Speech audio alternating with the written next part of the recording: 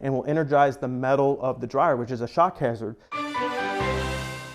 Hi, this is Will with Right Touch Electrical, and today we're going to take a look at this dryer circuit. Our customer called us because they wanted to hook up their dryer, and so we noticed a few major problems. Number one is somebody at some point had illegally connected this wiring together without a proper box. This is very unsafe, could create a fire very easily if things overheated.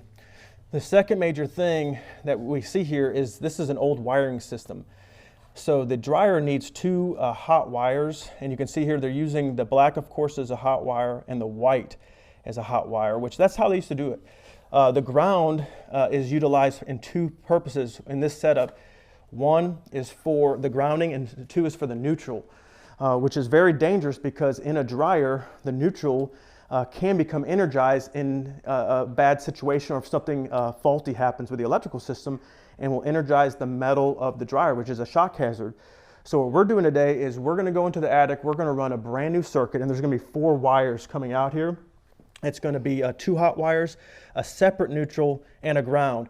We're going to install a proper box and a cord for the dryer so they can plug it in. It's going to be safe, and it's going to the neutral is going to be completely isolated from the ground, so the shock hazard will be eliminated at that point.